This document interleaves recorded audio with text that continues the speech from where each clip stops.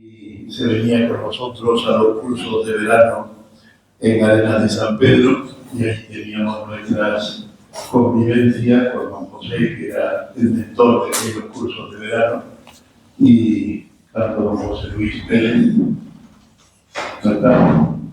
Así. Y don Demetrio, eran curillas jóvenes en aquella época, y convivíamos en aquellos cursos de verano tan sabrosos en Arenas de San Pedro. Después fue profesor mío de cristología, lector mío en el seminario, y bueno, pues, lógicamente le tengo no solamente cariño y afecto, y antecesor mío como lector en el seminario de Santa Bercalle, y bueno, que le debo muchísimo, gracias a Dios. Y en esta plática, nuestra ponencia nos va a hablar sobre la espiritualidad sacerdotal, una de las claves más bonitas y más luminosas de la vida y del ministerio de la Rosalía. Buenas tardes a todos. Y os doy el saludo de parte de los otros tres que me dijeron que no podían venir, los que han transmitido su comunicación por videoconferencia. Vamos directamente al tema don José y la espiritualidad sacerdotal. Aquí estamos presentes pues, sacerdotes, laicos, personas consagradas, algunos. A todos nos va a venir bien recordar algunas pautas de lo que don José nos ha enseñado, hablando del sacerdocio en la Iglesia, ¿no? No es un tema para agotar, ni lo pretendo tampoco. Entre otras cosas porque es inagotable. Pero voy sin más. Primero, ¿cómo surge la vocación sacerdotal en don José?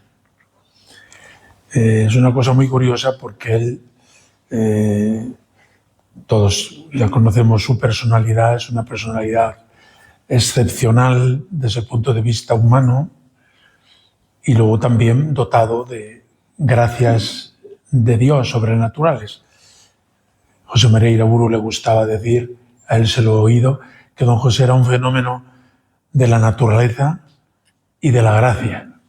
Bueno, pues ya desde pequeño él le gusta la lectura, es su afición, entonces no había redes sociales, ni móviles, ni cosas de estas, y bueno, pues él, para cuando llega, diríamos a los 15 años, tiene leídos literatura y literatura y literatura como pocos muchachos de su edad, ¿no?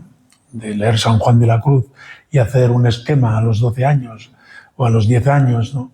O leer los episodios de Pérez Galdós, episodios nacionales, o leer la poesía, o ponerse él a hacer poesías. No me pongo ahora a ponderar sus cualidades, que son muchas y no es el tema de mi charla, ¿no?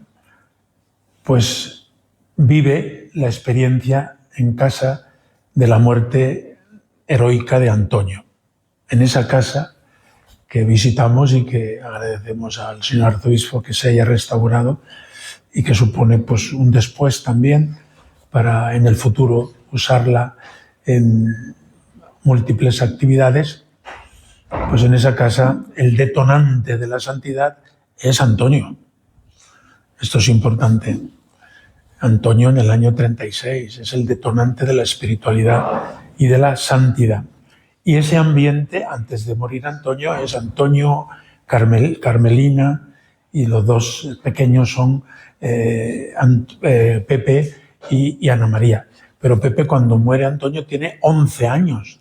Para él, vamos, ya es un adulto casi, porque era un chico muy despierto y ha recordado toda su vida, yo solo he escuchado, la muerte de Antonio como un gesto y como una vivencia tan fuerte. Él decía más de una y muchas veces, no puedo entender la muerte ni como algo doloroso o triste, ni como una derrota, porque yo he vivido la muerte de mi hermano Antonio como una victoria de Jesucristo, de la fe, de la vida. A sus padres todo el mundo le daba la enhorabuena, no el pésame, cuando la muerte de Antonio. Bueno, ese es el contexto. Pues don José se dedica, después de la muerte de su hermano Antonio, a recorrer toda la diócesis con Carmelina, que es la hermana mayor y su madrina, y también algunas veces Ana, aunque Ana permanece más en casa con sus padres. Y la experiencia es esta. Yo hablo a los jóvenes, les hablo de Jesucristo, me lo estoy imaginando, los encandilaría, como nos ha encandilado a nosotros tantas veces, hablando de las tres personas divinas, hablando de Jesucristo, hablando del sacerdocio, y luego tenía que buscar un cura a confesarlo. Y un día se le ocurrió, ¿y si yo fuera sacerdote? Pues no tendría que buscar al cura, podría ser yo el sacerdote. Esta es la motivación más honda, o diríamos histórico, comprobable, con la que él se plantea a los 17 años, que para él ya es una edad de crecimiento fuerte, ¿no? Él ha tenido ya desde los 12 o 13 años novia formal, a la que le dedica versos y poesías muy bonitos que se conservan, ¿no? Él, en su diario, después hace referencia a esta etapa. Él ha vivido también el alboroto de la sexualidad. Una persona y un varón experimentan la pubertad, ¿no? Y él lo refleja en el diario, ¿no? Como la confesión con don Amadeo Sáiz Ibarra, don Amado Sáiz Ibarra, en Santa Locadia, y pone la fecha incluso, le sanó y le organizó. Eso lo recuerda él porque, claro, es inolvidable. Todo esto ya ha sucedido. Él ya tiene la vida orientada, tiene su novia, tiene su carrera, letras, filosofía y letras, y está en la Universidad de Madrid. Y es en ese curso y en ese verano posterior, haciendo unos ejercicios con el padre Llanos, jesuita, pues hace esa elección de estado, ¿no? Dice él que puso por escrito los pros y los contras de ese cambio de vida, porque él tenía orientada su vida ya muy claramente, ¿no? Y pudieron los pros hacia el sacerdocio, con lo cual pues deja carrera que le entusiasmaba, y no hay que ver más que todo su diario y su trayectoria posterior de cómo hubiera sido un gran literato, porque lo ha sido sin pretenderlo. Pues deja su carrera, sus estudios, sus lecturas, deja su novia, deja su estatus en Toledo, un buen estatus de vida, etcétera, ¿no? Y se va al seminario de Comillas, a Santander. Entonces Comillas estaba en Santander. Luego Comillas ha pasado a Madrid. Y allí, pues, hace 2 años de humanidades, estudiando literatura, latín, sobre todo, en fin, como se estudiaba entonces. 2 años de humanidades, después de ser universitario. Pues 2 años allí, chupando rueda, estudiando en literatura con el padre Seckel. Yo hablo con el padre Seckel y le pregunté, cuénteme cosas de Rivera, ¿no? Dice, mira, el libro ese que yo he publicado con mi nombre, La formación del estilo, que es pues lo que sería una gramática de la literatura, de la poesía, ese libro es de Rivera. Y porque yo ponía ejercicios continuamente a los alumnos y el mejor siempre era él. Y entonces lo fui coleccionando y publiqué este libro, el libro La formación del estilo. Así que si queréis saber el estilo de Rivera a nivel literario, con La formación del estilo de Seckel, ahí tenéis bastante, ¿no? Humanidades y filosofía. Estudió 3 años de filosofía y concluyó, diríamos, automáticamente con la licenciatura en filosofía, que es el único título que tenía toda su vida. Licenciado en filosofía, y porque le venía automático en comillas, y del sistema que estaba estudiando. Pero allí se encontró sobre todo con el padre Nieto. Padre Nieto, jesuita, padre espiritual, y tenía unas colas ahí de docenas y docenas de seminaristas. Dice, pasabas un instante nada más, y un poquito, ¿no? Dice, pero ese instante es que te infundía fuego de santidad, ¿no? Bueno, pues ese testimonio del padre Nieto durante los 5 años que está en comillas, desde el año 1942, ingresa en septiembre, hasta el año 1948, que se pasa a Salamanca. Aquí es importante subrayar por qué Rivera se pasa o se cambia de seminario. Es importante porque dentro de lo que es su itinerario como sacerdote y como en su formación, ahí hay una razón. Y la razón viene desde el punto de vista positivo porque España entera está viviendo en ese momento un fervor del cura diocesano, del sacerdote diocesano secular. Tened en cuenta que en el año 46, y él está en comillas hasta el año 48, es declarado patrono del clero secular San Juan de Ávila. Pero todo eso lleva consigo todo un movimiento. Los consejeros de Acción Católica lo pidieron, a la Conferencia de Metropolitanos, después los obispos del sur, el cardenal Parrado de Granada se hizo portavoz de esta petición, el Papa Pío XII. Bueno, en el año 46 San Juan de Ávila es declarado patrono del clero secular. Y hay todo un fervor de poner en marcha Salamanca, porque Salamanca es desde entonces la Universidad del Episcopado Español para formar sacerdotes diocesanos. Existía comillas de los jesuitas y existía en todo el mundo pues otras universidades con otras características. Pero los obispos españoles en ese momento de la posguerra, que en España es un momento de gran fervor a todos los niveles, religiosos me estoy refiriendo, pues esta es una razón. Él le atrae fuertemente la vida del cura diocesano secular. Los jesuitas ya le habían echado el guante varias veces, eso lo cuenta él. Pero bueno, pues no sería su vocación. El caso es que él no entró jesuita. En eso se parece también a San Juan de Ávila, que el padre Ignacio le echó el guante varias veces y bueno, por H por B, cada uno donde Dios le llama. La razón profunda fue esta, por un aprecio, una estima, una valoración especial y propia del momento del sacerdote diocesano secular. Recordáis que cuando hablamos de San Juan de Ávila, una de las cosas claras es que se puede ser santo siendo cura diocesano. Y en este caso no solo se puede ser santo, sino, en el caso de San Juan de Ávila, doctor de la Iglesia. Pero en el caso de Rivera, él, por medio de Aparici, por medio de don Ángel Herrera, por medio de... eran los prohombres del momento, venían de la Acción Católica, se meten al seminario y son sacerdotes. Don Ángel Herrera ya es el cardenal y siendo obispo de Málaga, o Aparici, etcétera, ¿no? O sea, son los líderes de la Acción Católica en ese momento y que al entrar en el sacerdocio pues se convierten en líderes diocesanos. Este es un punto importante, que a él le atrae fuertemente y se va a Salamanca por esto, ¿no? Aparte de que otros aspectos que no son para pormenorizar y que habría que hacer un estudio más detallado, pues todo lo que es la formación, de la cual él está muy agradecido, recibida en comillas, pero no está de acuerdo en algunas cosas concretas de orientación, etcétera, espiritual, etcétera, ¿no? Mientras que en Salamanca encuentra su sitio. Ahí encuentra el padre Aldama, que es un jesuita, pero que le cuadra desde el punto de vista intelectual en Salamanca, y estos otros que he dicho, aparte de varios que aparecen en su diario, que a nosotros no nos suenan tanto, pero que son influyentes en su actitud y en su formación sacerdotal.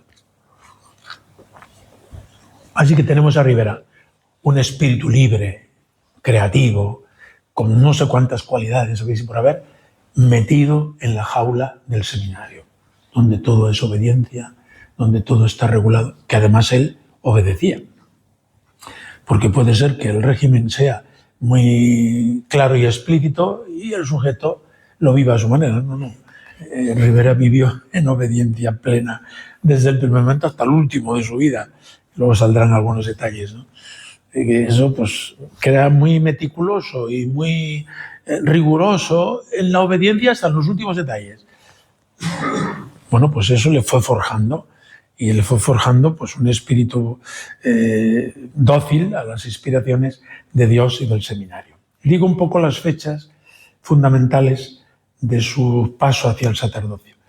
Pasa a Salamanca en el año 48 y ya en el 49, en abril, recibe la primera tonsura, cuando se hacía la coronilla los curas entonces, ¿no? Y vestían sotana ya, a partir de ese momento. En ese momento pues ya tiene 20 y algunos años. Después, el año siguiente, en el 50, recibe las órdenes menores de hostiario y lector. Al siguiente, las de exorcista y acólito, el 24 de marzo del 51. Todo ello en Salamanca, de parte del obispo Barbado Viejo, dominico, y con letras divisorias del Playreñel, que era su obispo, arzobispo cardenal en Toledo. Subdiácono el 6 de julio, una foto que aparece de subdiácono, que es muy conocida, pues es allí en el seminario de Calatrava, en la capilla del seminario diocesano de Salamanca, también por el mismo obispo Barbado Viejo. Y luego ya diácono es ordenado en Toledo, en la catedral, el 20 de diciembre del 52, con Mariano Merchán y algún otro, lo tengo en la biografía, pero aquí a mí no lo tengo. Son condiscípulos, lo digo porque los sacerdotes conocemos a estos sacerdotes, ¿no?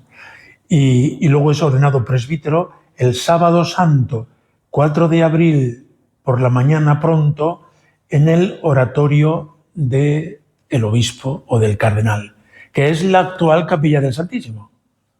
Esa capilla que es abierta a la adoración perpetua, ese era el oratorio, el Sacellum Palazzi, y ahí fue ordenado presbítero el 4 de abril del año 1953.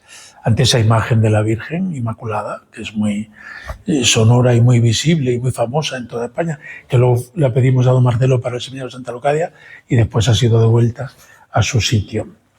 Y fue, como sabéis, de vicario parroquial a Santo Tomé, que era su parroquia. Ya entonces, cuando es ordenado sacerdote, él quiere dejar la casa que acabamos de ver. Le parece que esa casa para un cura no es apropiada. Y no por desprecio, porque él se siente muy a gusto en esa casa. Y la ha disfrutado, porque era muy disfrutón, diríamos, en su adolescencia y su juventud, pero que le parecía demasiado casa para un cura que hacía unos planteamientos de pobreza desde el principio. Pero sus padres no querían y no le dejaron. Se iba a venir a la casa sacerdotal que estaba donde ha sido el seminario de Santa Leocadia. Pues no le dejaron sus padres, que influyeron en don Anastasio, que era el director espiritual suyo en ese momento. No, por orden del director espiritual. Así que, primer intento, fallido. Y así otros 3 o 4 durante su vida, todos fallidos, porque murió en esa casa. Pero uno ve esa casa y dice, bueno, este hombre, ¿cómo vivía aquí? Pues en la casa de sus padres, que tenían una posición más bien alta, de sociedad, etcétera, pero él intentó en varias ocasiones dejar esa casa. Hasta que un día con su hermana, Ana María, la donó al arzobispado. Precisamente en el año 87 yo acompañé a ese acto notarial y soy testigo de la donación al obispado. Después de Santo Tomé fue destinado a Totanés. Totanés tiene una plaza dedicada al venerable José Rivera y estuvo 1 año y medio, no llegó a 2 años. Pero bueno, ahí se conquistó el pueblo y es muy curioso cómo los jóvenes de ese pueblo pues llegaron a entrar todos por el aro del párroco que se desvivía con ellos, ¿no? Se levantaba muy temprano para confesar, para darle la comunión, antes de ir a las tareas del campo, eran agrícolas, ¿no? Un pueblo de 400 habitantes entonces tenía, ¿no? Ahí se sintió él como el cura de Ars, entregado plenamente en penitencia, en caridad, en apostolado desbordante. Poco tiempo estuvo, pero con mucho éxito pastoral, diríamos. Y pues ahí cae enfermo y se tiene que tomar un tiempo de descanso, se va con los hermanos de San Juan de Dios, porque don Anastasio Granados era amigo del superior de los hermanos de San Juan de Dios, que a la sazón era el hermano Francisco de Sales, tío mío, y por eso he tenido luego también noticia de todo esto a través de este familiar, de don José, que dejó allí una huella importante, en Santurce primero y después en Valladolid. Y después viene ya, en el año 65, a Toledo, vicedirector de la Casa de Ejercicios, y ahí es cuando comienza a ser director espiritual del seminario, o confesor externo, profesor de Teología de la Vocación. Ahí es cuando yo lo conocí, año 66. y luego fue a Palencia en el año 70, del 70 al 75, y ahí soy compañero de curso de don José Luis Pérez de la Roza, un buen palentino, ¿no? Los dos somos compañeros y luego él vino a Toledo. Porque don José vuelve a Toledo cuando ya don Marcelo, que llega en el año 72, le reclama y que se venga aquí porque él tiene un proyecto, como fue el proyecto de seminario en el cual don José colaboró muy fuertemente, no tanto en la estructura y organización, ni de estudio, ni de disciplina, sino desde dentro en la dirección espiritual, como nos han dicho los ponentes anteriores, y puedo certificar yo mismo y otros muchos sacerdotes de la diócesis de Toledo. Y muere en el año 91. Por tanto, ya la última fase de su vida viviendo en esa casa. En los últimos años tuvo algunos amigos, aquí estáis presentes si lo sabéis, pues él se buscó un apaño para vivir en la judería, en una casita que aquello era como una cueva, porque aquello era más pobre y estaban preparándole pues un cuarto de baño, y ya cuando estaba todo terminado escribe en su diario, porque está deseando que llegue el momento de irse a esa casita donde va a vivir como los pobres y tal y cual. Y don Marcelo, en la misa crismal de ese año, le llama y le dice simplemente: a esa casa usted no se va.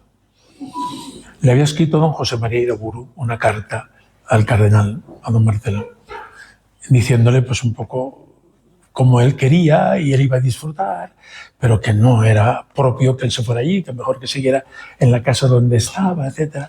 Por eso don José María luego en el proceso declara de que ha sido todo lo pobre que le hemos dejado.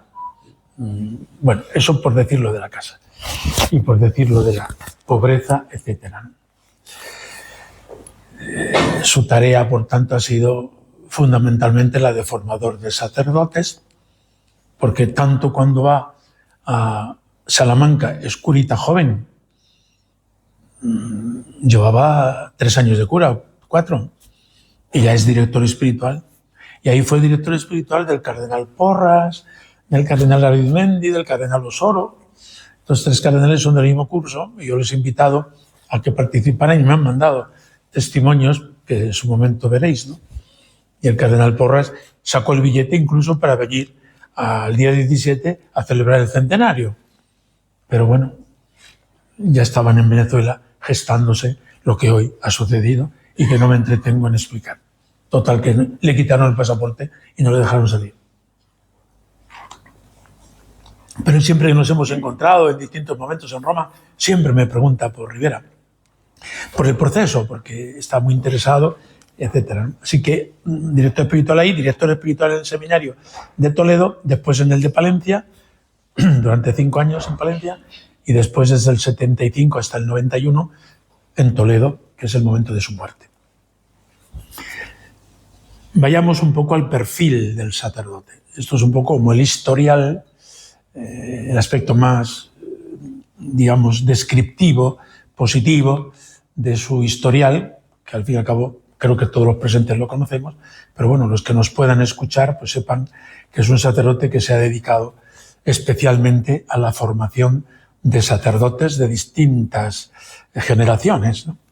Hasta el año 91. Y luego pues sigue formando y ayudando pues a los que quieren acudir a él, porque ahí están sus escritos, que don José Luis preparó extrayéndolos del diario, y hay una colección de cuadernos pues que ahí tiene uno material más que abundante.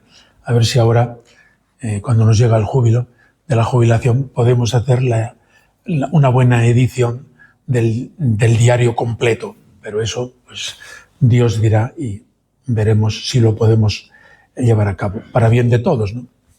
Voy al perfil del sacerdote. Una idea que él nos ha repetido continuamente, que yo lo he oído por activa, por pasiva y por todas las formas, es que la llamada a la santidad del sacerdote radica en el sacramento del orden. Dicho así, dice uno, pues claro, sí, eso lo deja muy claro tanto el Concilio Vaticano II como Pastores Dabo Vobis, que se publica un año después de la muerte de Rivera. Pastores Dabo Vobis se publica en el 25 de marzo del 92 y Rivera muere en el 25 de marzo del 91.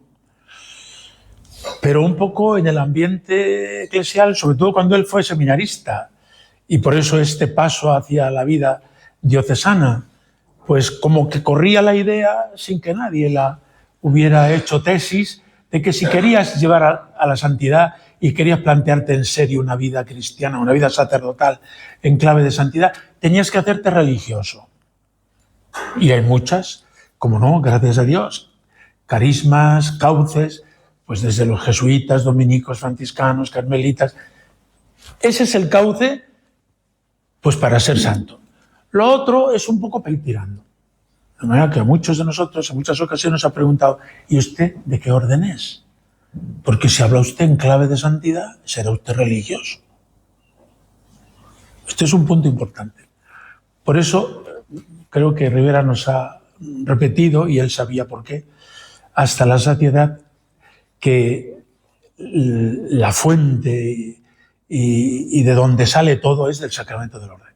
Y el sacramento del orden lo recibe tanto el sacerdote diocesano como el sacerdote religioso, como todos los carismas que hay en la Iglesia, que son una riqueza para la Iglesia, no es hacer de menos a nadie. Pero don José insistía mucho en que es el sacramento del orden, es la gracia santificante de este sacramento que imprime carácter y que te asemeja con Jesucristo, cabeza de su Iglesia, esposo, etc., la fuente de la santidad. Por tanto, la llamada a la santidad del sacerdote, en esta vocación concreta, no tiene que buscar caminos alternativos, que son muy buenos y que han dado mucha gloria y sigue dándola a Dios en la Iglesia, sino que tú estás llamado a la santidad, si eres sacerdote y caminas hacia el sacerdocio, por el sacramento del orden que vas a recibir. Repito, hoy día en el magisterio de la Iglesia está súper claro y súper adquirido, ¿no? Tanto en el Concilio Vaticano II, que lo expone, como luego Pastores de Abobovis, que lo amplía y lo deja mucho más claro todavía. Este perfil de sacerdote hace que nos pongamos a la tarea de la santificación ya desde los años de seminario. Le decimos a Jesús San, tomándole el pelo un poco, no hay que ser franciscano para ser santo. Se puede ser santo siendo diocesano. Eso en nuestros piques, digamos, de amistad, ¿no? Y él, como se lo ha oído don José tantas veces, no, yo no me he hecho franciscano porque tuviera duda de que la santidad viene también del sacramento del orden, sino porque me siento llamado a ese camino, ¿no? Como hemos visto tan bonitamente explicado esta mañana, ¿no?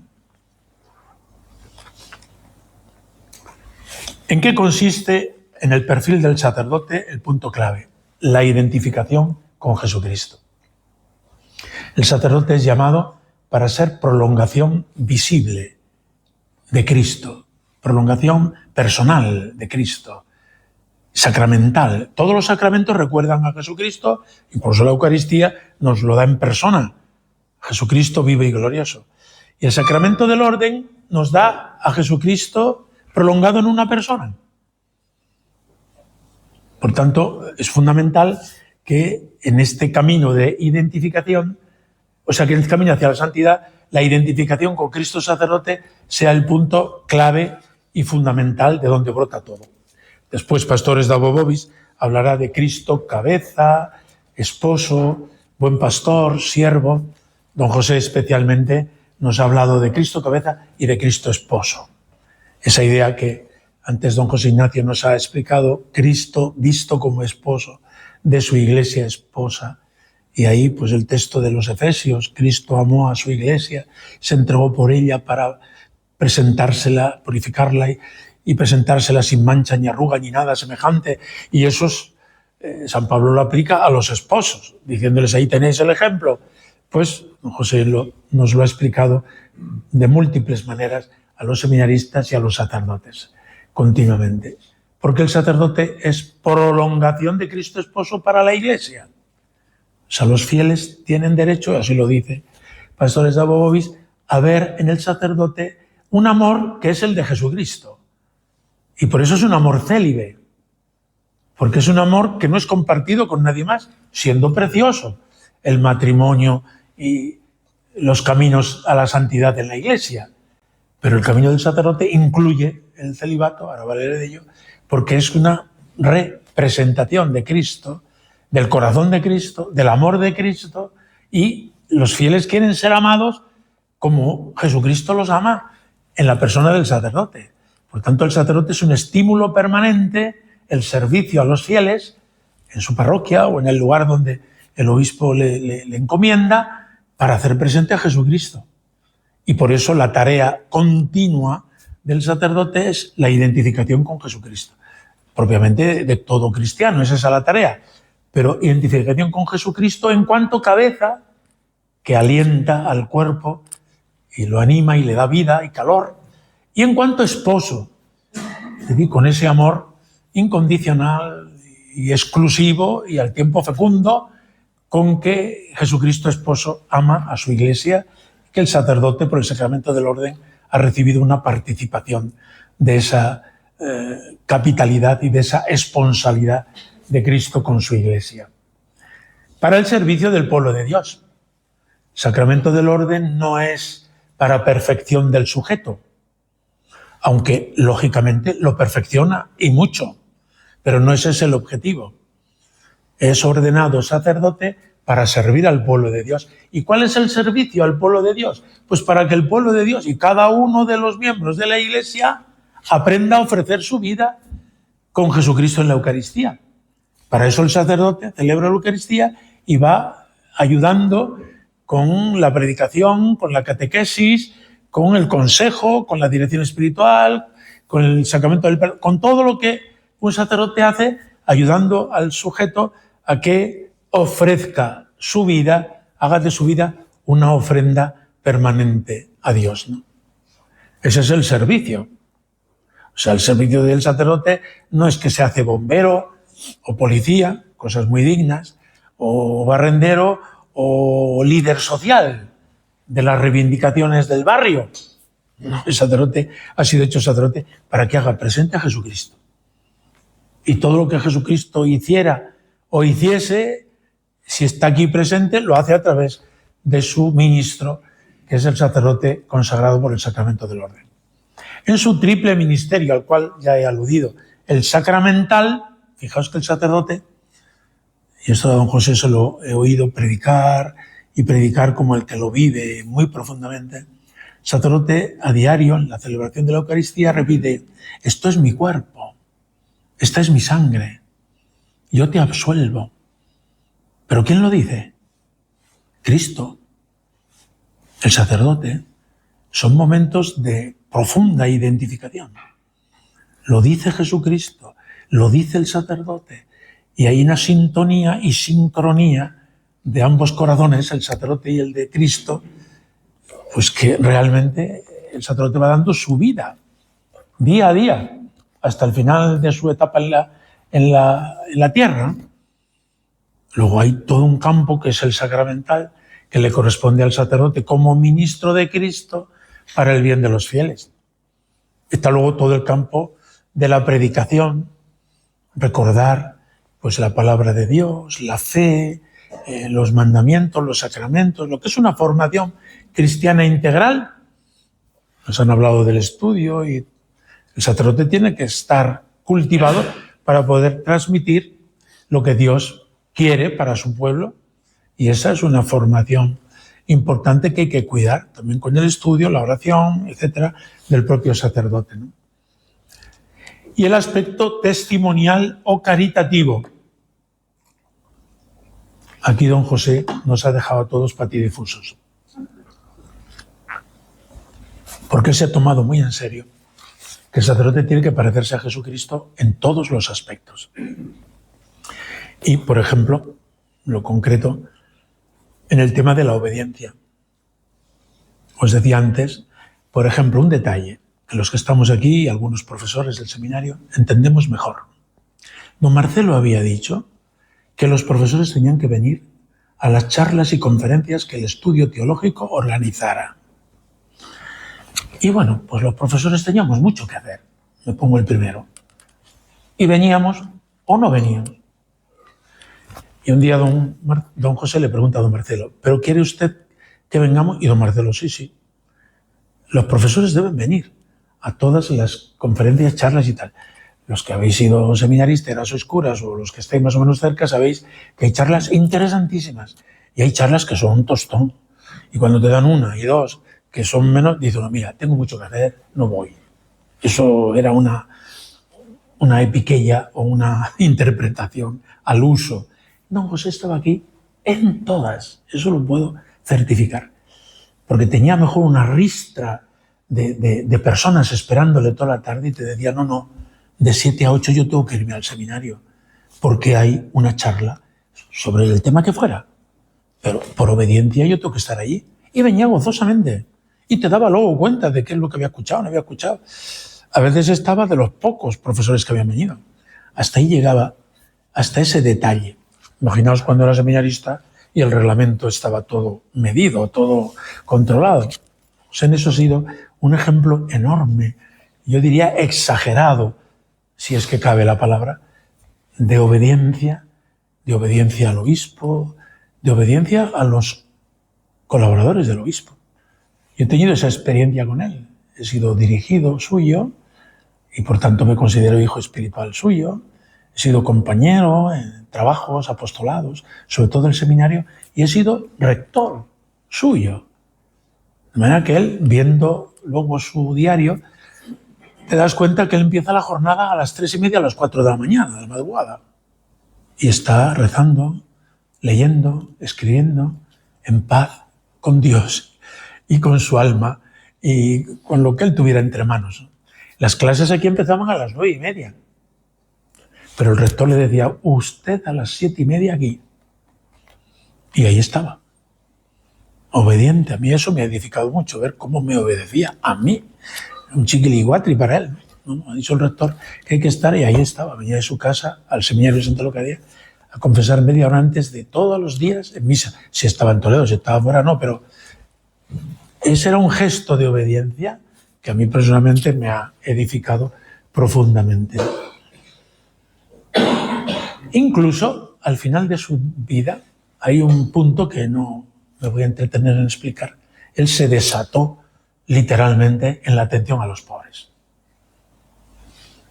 De manera que su casa, su casa, yo la he conocido bien puesta, como una casa señorial, con unas tumbonas de nogal, con unos cuadros, con unas cerámicas, con unas mesas. He visto la casa bien puesta. Una casa bien puesta, cuando entras, lo ves a la primera. Y he visto la casa como un hospital robado, y no quedaba nada. No ahora que vamos, que ya lógicamente han pasado los años, sino viviendo él y su hermana, que si las tumbonas para no sé qué, que no sé cuánto, que regalaban o que daban. Los platos vendidos para no sé cuánto, y con eso damos para... O sea, prácticamente un hospital robado, o mejor, un hospital entregado generosamente. Bueno, pues en los últimos años de su vida, ese desatamiento a favor de los pobres, y aquí está Piqui y Pío, que conocen de ese tema y del control que ellas llevaban escrupulosamente, porque son expertas en economía y tal y cual, ¿no? Y escribía cartas pidiendo dinero, de manera descarada, además. Te pedía dinero y te hipotecaba la paga extraordinaria, o la de Navidad o la de julio. Con lo cual, tú seguías con tus... Y estas personas, maestros, maestras, profesionales y tal, ya le tenían hipotecada la paga extraordinaria siguiente, para atender a los pobres, no para él. Y por eso los pobres le tenían tanto cariño, porque claro, es que los atendía de verdad y los reflotaba desde el punto de vista social. Les compraban una furgoneta, al principio de segunda mano, pero se rompían, luego después nueva, les compraba género y tenían para un año sin venir a pedir. Venían porque les gustaba ver a don José, estar con él y sentirse acariciados por él, diríamos, ¿no? Y queridos. Pero ya no venían a pedir, porque ellos estaban ya funcionando con esta promoción material que hacían. Y un día don Marcelo le dijo, no pida usted dinero. Y no volvió a pedir. Eso, entrando en la dinámica de don José, significa un acto heroico de obediencia. Porque que me obedeciera a mí, bueno, ya está. Era para confesar a los chicos, ¿no? Pero en ese entregarse con unas cartas que tiene al final de su vida, que no es tampoco momento de explicar, ¿no? Y que el cardenal arzobispo, que le tenía una estima enorme, y a don Marcelo igualmente, o sea, eso no está en duda, le dijera, no pida usted dinero. Se acabó. Se cerró el grifo. Y escribe en su diario: es más importante la obediencia que hacer esta caridad con los pobres. Es decir, él entiende que la obediencia es lo que ha salvado el mundo, la obediencia de Cristo. Esta actitud él la lleva al sacerdote. Mira que nos ha hecho vivir, nos ha enseñado a vivir con alegría, pues el destino pastoral que el obispo te encomendaba. Aquí, allí o donde fuera, vuestra tarea o la otra es una cosa espontánea y normal de que un cura viva en obediencia, claro, no en rebeldía. Ese es un perfil fundamental del sacerdote diocesano, que vive unido al obispo, a donde él diga y para lo que él diga, y entregado a los fieles que se le han encomendado. Ni más ni menos, que bastante ya hay con eso. En el perfil del sacerdote, un punto importante es el celibato. Voy a leer un texto suyo que iba a haber leído antes y se me ha pasado, pero viene bien en cualquier momento. Lo escribe en el año 90, en marzo, y él muere en marzo del 91. Por tanto, estamos al final de su vida. Escribe estas palabras: me recuerdo, yo tampoco dado a recordar, paseando a los 17 años por el comedor de entonces, que habéis visitado, en su casa. El comedor es ese cuarto a la entrada a la derecha. Luego yo le he conocido el siguiente cuarto, pero bueno, el que fuera, o por el pasillo. Me recuerdo, yo tampoco dado a recordar, paseando a los 17 años por el comedor de entonces y calculando acerca de la posible partida al seminario, con todo lo que se acumula en uno, como hemos visto. La posible vocación de sacerdote. Mis dos deseos capitales, pensaba, y eran deseos extremadamente violentos, son el saber y el amar en mutuo amor. Pero Cristo es la sabiduría y el amor. Las cuentas, es la verdad, salieron redondas. Ha de esto 47 años, pero saber a Cristo es eterno que hacer. Amistad esponsal con Él es eterno que hacer. Por tanto, no me ocupa, ni menos me preocupa la cantidad de saber y de amor que alcanzo en la tierra en tal o cual año. Una sola cosa importa: estar en marcha por esos caminos que son el camino, mayúscula, sin más. Para él basta una búsqueda poniendo 17 años. Muchas veces, muchas ocasiones, habla de sus 17 años. Fijaos que a los 17 años es cuando decide irse al seminario. Está ya siendo universitario en Madrid y en una de esas, en verano, ya termina el primer curso, está paseando en su casa, se le agolpan los pensamientos. Y tengo que dejar la novia, y tengo que no tener una familia, y tengo que renunciar a estudiar y a leer lo que yo quiera. Tengo que dedicarme a lo que me prepare para el sacerdocio. Y tengo que... Y ahí está. Es cuando hace los ejercicios, es cuando decide, ya lo he dicho anteriormente. Pero para él, los 17 años, ese momento fue clave, en donde Jesucristo como que le atrae con una fuerza tan vigorosa, bueno, pues que deja a su novia, cuyo nombre no voy a pronunciar, pero está en los escritos, y poesías dedicadas a ella, y deja pues su carrera y sus estudios. Pero lo curioso al terminar su vida es lo que acabo de leer. Las cuentas, es la verdad, salieron redondas.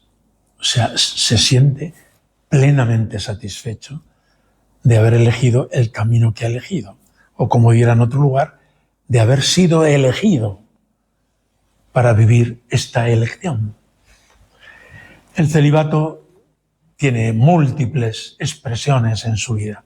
Él entendía el celibato no en el sentido negativo, no tienes mujer y por tanto no tienes una familia, sino lo entendía en el sentido positivo, en el sentido de que Jesucristo te hace prolongación de él como esposo para constituir la familia de la Iglesia.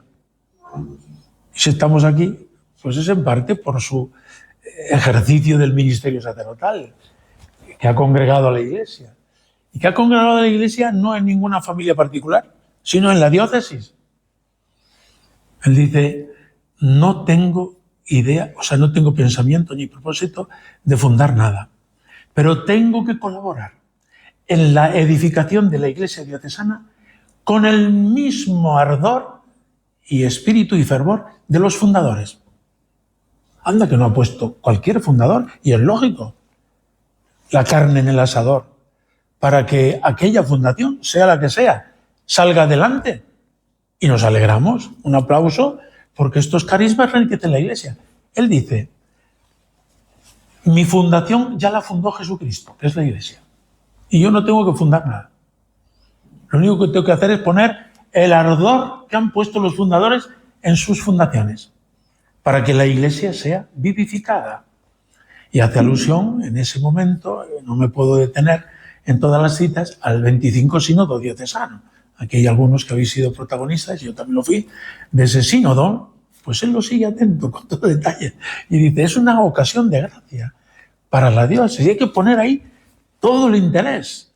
Laicos, sacerdotes, personas consagradas que están en este momento en la diócesis, a por él, diríamos, a por ello, a esa tarea, ¿no?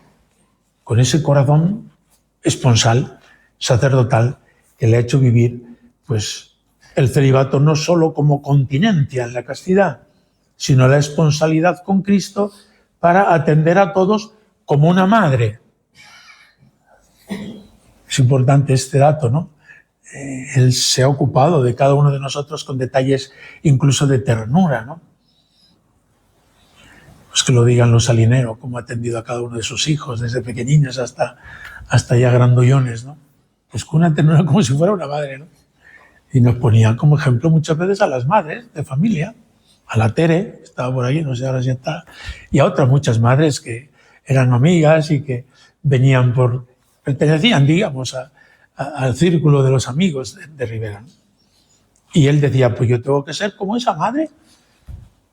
Y esa madre está pendiente de su hijo mañana, tarde y noche, y no un día. Yo conozco varios casos, y lo he puesto en algunas ocasiones, pues de que alguna jovencita era dormilona, y cuando íbamos a los campamentos a las Pascuas había que despertarla con bandera, banda y música, ¿no? Y cuando se ha casado y ha tenido varios hijos, los que Dios le ha dado, me pregunta una, ¿cuántos años lleva? Dice, llevo 15 años sin dormir una noche tranquila, porque un hijo tras otro, cuando no es el pequeño es el siguiente, y cuando no es el otro dice que tiene fiebre, y el otro qué tal. Eso es una madre. Eso don José nos lo ha explicado muchas veces, poniendo el ejemplo de las madres. Pues un cura tiene que estar en esa disposición, bueno, hasta donde pueda, ¿no? Él tenía una capacidad enorme, incluso de ayunar o de no dormir o de estar en la intercesión. Pero el celibato no te hace vivir una soltería o solteronería, sino que el celibato te pone las pilas para ser un padre, una madre, pues que está toda su vida a disposición de los demás. También, repito, según la capacidad a que cada uno llegue. Pero eso salía del celibato. Cuando nos explicaba este tema, no era simplemente el campo de la castidad, de no pecar, o el campo de, bueno, pues una vida compuesta y tal y cual. No. Si tú eres representante de Cristo Esposo, que da la vida por la Iglesia, en fecundidad, aquí no hay tope. Y ponía el ejemplo, el otro, etc. En muchas homilías, en muchos ejercicios, en muchas charlas de retiro, nos ha puesto el ejemplo de las madres de familia, que es como el ejemplo más visible, no haciendo de menos a los padres, que también les toca de guardia muchos días, ¿no? Pero, porque son hijos de los dos, pero el ejemplo de la madre tiene un tinte de ternura, además de amor, de ternura. Y ese ejemplo me parece muy estimulante para quien tiene que desinstalarse, no vivir en una situación cómoda, sino ponerse al servicio. Y luego, el día 1 de febrero del año 78, don Marcelo le consiguió tener el Santísimo Sacramento en su casa. Cuando hemos ido a su casa, ese oratorio tan pequeñito es primero que no cabe más, o sea, no podía hacerse más, pero es el lugar exacto donde murió Antonio. Ahí estaba el catre de Antonio, que luego se hizo yo lo he visto hacer, se hizo ese tabiquito con una puerta abierta a su despacho, ¿no? En ese oratorio está el Santísimo Sacramento ahora, pero lo está cuando no era tan fácil. En el Código del 17, para tener el Santísimo Sacramento había que pedir permiso a la Santa Sede. Y don Marcelo, un día hablando, yo me acuerdo de esta anécdota, le dice don José: solo tengo una envidia de los obispos. Y don Marcelo: ¿cuál? Dice: pues que tienen el Santísimo Sacramento en su casa. Nadie dijo más. Pero a los pocos meses le viene la papela de la Santa Sede concediéndole el Santísimo Sacramento en su casa. Una cosa no le gustó, os la digo, como un pequeño cotilleo. Y es que en la nota en la que don Marcelo pide a la Santa Sede el permiso, en latín y todo, dice propter provectam etatem, que significa en castellano por la edad avanzada. Y eso le picó el amor propio, porque no era, tenía 50 y tantos años en ese momento. Bueno, es una anécdota tonta, ¿no? Pero bueno, hasta ese detalle me acuerdo de ello. Vino don Rafael Palmero el 1 de febrero del año 78, celebró la misa, yo concelebré. Ahí estaba Antonio también, Salinero, y pues estaba Ana María, Conchi, y no sé si alguno más de los presentes. Y celebró la Eucaristía. En esa capilla no cabía mucha gente más. O sea que no. Y ya instaló el Santísimo Sacramento. El placer que le ha producido tener a Jesucristo en su casa. Dice él: no tengo a Jesucristo en mi casa. Estoy yo en casa de él, porque la casa es suya, no mía. Y ya empezó a tomar aprecio a su casa porque estaba allí el Santísimo Sacramento. Eso le ha dado de sí para una expansión que, leyendo su diario, se ve, ¿no? Una expansión afectiva, amorosa, mística, de noches, de horas, de tiempo. Bueno, ese ha sido uno de los regalos que Jesucristo le ha hecho más grandes en toda su vida, después del bautismo y del sacerdocio, ¿no? Venir a vivir a su casa. Se preparó durante, no sé si fue una semana o 15 días, con un retiro, y vas leyendo el diario y es que te va emocionando, porque te está preparando para ese día. Y luego todos los años, llegada esa fecha, hace retiro. Un retiro en que suprime toda la agenda y toda para estar pues en retiro con el Señor, en la presencia eucarística. Ahí se nota cómo esta esponsalidad con Jesucristo, que ha sido muy fecunda en su vida, viene sobre todo de la Eucaristía, pero no me he entretenido en el sacramento de la Eucaristía, que es uno de los perfiles principales del sacerdote por el sacramento del orden. Es capacitado para administrar el perdón y para celebrar la Eucaristía. Y otro de los detalles es el de la pobreza. Obediencia, celibato y pobreza, que después Pastores de Bobovis sistematizará como radicalismo evangélico. La palabra radicalismo suena un poco fuerte, pero es la que usa la Iglesia. Porque las virtudes, desde el punto de vista pagano o del mundo, de la filosofía natural, están en el medio. Pero cuando entra Jesucristo, aunque sean las mismas tendencias, las lleva hasta el extremo. Juan 1:13, sabiendo Jesús que había llegado la hora de pasar de este mundo al Padre, habiendo amado a los suyos, los amó hasta el extremo. No anduvo con medida. Y dirán después comentaristas, porque la medida del amor es el amor sin medida. Pues don José vivió ese sin medida. Exagerado, dice él. La palabra exagerado, y la analiza. Exagerado quiere decir fuera del campo. Exagerado, es decir, aquel que se sale como los libros en la estantería. Decía él: yo soy como uno de esos libros que no caben en la estantería y lo tienes que meter tumbado porque si no, no lo puedes meter en la estantería. Tiene conciencia de esa excepcionalidad de su vida. Bien, pero no entro en más detalles. El tema de la pobreza, despojándose de todo, dona su casa en el año 87 y antes había donado ya la biblioteca. Yo le dije, pronto se muere. Me dice, ¿por qué me lo dices? Digo, porque ha donado usted la biblioteca, que es uno de sus más importantes amores, la lectura. Pero una biblioteca de 8 o 10.000 ejemplares y los libros estaban todos subrayados, No como a veces compramos los libros y ni los abrimos. Me decía mi madre cuando venía yo con libros a casa, ¿pero te has leído todos los que tenías? Y le decía yo, no, pues ¿para qué compras más? Pero en Don José no se cumplía eso, era al revés. Cuando era niño, le dijo a su madre, mamá, ¿cuánto cuesta un huevo? Y le dijo su madre, 2,50 me parece, pesetas de entonces. Dice, pues no como 2 días huevo y me compro un Austral, que era unos libros de la colección Austral. Eso ya lo tenía como afición, eso era un niño de 6 años o 7 años. Y preguntar cuánto un huevo, no como huevo y me compras un libro. Bueno, pues así con los libros. Pues este despojamiento tuvo su expresión en la casa y en la biblioteca y viene pues por parecerse a Jesucristo, que siendo rico se hizo pobre.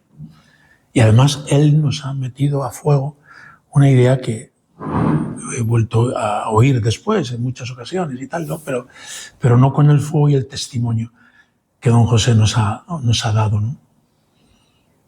Es que los pobres son el fundamento de la Iglesia. Ahora lo escuchamos, dice uno, anda, pues eso lo dice el Papa Francisco o el Papa León. Pues yo se lo he oído a don José en mi más tierna juventud, ¿no? Él decía un trípode. La Eucaristía o la liturgia, la Eucaristía y todo lo que le rodea, como nos han señalado antes, la liturgia, el obispo y la sucesión apostólica y los pobres. Ese es el trípode de la Iglesia que no debe faltar, si no, no hay Iglesia. Si no hay sucesión apostólica, no hay Iglesia. Así lo dice el Concilio Vaticano II. Y si no hay Eucaristía, no hay Iglesia. Las dos cosas van unidas. Pero además del obispo y la Eucaristía, los pobres. Pero los pobres no solo porque yo hago una generosidad o porque dedico mi tiempo, sino porque me hago más pobre que ellos para poderlos atender, acoger y poderles decir bienaventurados a los pobres. ¿Cómo le voy a decir yo a los pobres bienaventurados a los pobres si no soy más pobre que ellos? Esa idea, en muchos momentos, lo confieso de mí mismo y de muchos de mi entorno, pues no acabábamos de entenderla, porque nos traía locos, ¿no? Para allá y para acá, trayendo, llevando, etcétera, ¿no? Pero Jesucristo ha sido así hasta el último suspiro de su vida, ¿no? Para acercarse a los pobres, siendo más pobre que ellos y poniéndolos en el centro de la vida de la Iglesia. No tengo ocasión, habrá ocasión en algún momento, de las cartas que él escribe a don Marcelo en los últimos meses de su vida. Hay una carta tremenda, de enorme respeto, de enorme cariño y obediencia, pero le dice, pum, pum, pum, la Iglesia diocesana necesita tal. Pero como no me voy a entretener, ni siquiera entro a ninguna cita. Esa carta fue una carta muy inspirada, muy rezada, que se le llegó a don Marcelo y don Marcelo le desconcertó, hay que decirlo, pero no es momento, repito, de comentarla. Don Marcelo le ha tenido como santo a don José, pero esa carta le desconcertó porque es muy fuerte. Como dicen hoy los jóvenes, es una carta brutal. Pues de un cura que en obediencia informa y pide y le dice a su obispo. Esa es una tarea del que vive en obediencia. La obediencia no solo es la sumisión de me dices y hago, sino antes de que me digas o haga, yo te digo y te propongo, y si Dios me hace ver una cosa, te la digo con todo descaro. Descaro no quiere decir sin vergüenza, sino sin andar con remilgos, ¿no? Don José, cuando se estudia este punto y en su positio sobre las virtudes heroicas, aquí llega al heroísmo de la obediencia, que significa sugerir, aunque te juegues la cabeza, si llega el caso. A él no le importaba para nada en ese punto, ¿no? O aunque incomodes, porque no se trata de dar gusto al superior, se trata de ofrecer lo que Dios me dice después de haberlo pensado seriamente y de haberlo reposado, ¿no? Me parece que esas cartas son una de las claves también del final de la vida de don José y de su estar en la Iglesia, su ser en la Iglesia, pero todo el punto viene en torno a los pobres. Cuando don Marcelo le dice que no pida más dinero para los pobres, y él cumple. Pero la carta, que son 4 folios, es una carta que vale la pena leer, pero en su contexto, y ya tendremos ocasión de explicarla. Y el carisma del sacerdote diocesano secular. Con esto termino. Como ya lo he dicho al principio, pues casi no tengo que añadir nada. Con el fervor de los grandes fundadores. A él entusiasmaba el fervor con que Santa Teresa afrontó la reforma. ¿Y voy a tener yo menos fervor a la hora de reformar nuestra diócesis y la Iglesia? Yo no tengo que fundar nada, dice en sus escritos, pero el fervor y la santidad que tenía Santa Teresa de Jesús o la Madre Teresa para las misioneras de la caridad o cualquier otro fundador, que han tenido que pasar por una serie de dificultades y de estrecheces y de incomprensiones y de todo lo que un fundador lleva consigo. Con ese espíritu hay que reformar la Iglesia y hay que vitalizarla hoy en la diócesis de Toledo, que es donde he vivido siempre, dice él, ¿no? Yo no, yo he vivido en otras diócesis también, pero él ha vivido siempre al servicio de esta diócesis, aunque tuvo comisiones de servicio, diríamos, aquí o allá, ¿no? Amándola, sirviéndola y buscando su conversión pastoral, una frase que se ha puesto más de moda últimamente, buscando la conversión pastoral. Para eso es el sínodo de entonces, de 25, para eso es el sínodo de ahora y para eso es toda la vida de la Iglesia. Para que nos convirtamos en la esposa de Cristo que sea creíble en el mundo de hoy. Así que damos gracias a Dios por haber conocido a don José, a este sacerdote excepcional, formador de sacerdotes, que con este perfil y otros muchos rasgos que han quedado en el tintero, porque si Dios quiere, seguiremos hablando de los temas. Bueno, pues nos ha dejado como legado para la Iglesia. Gloria al Padre y al Hijo y al Espíritu Santo.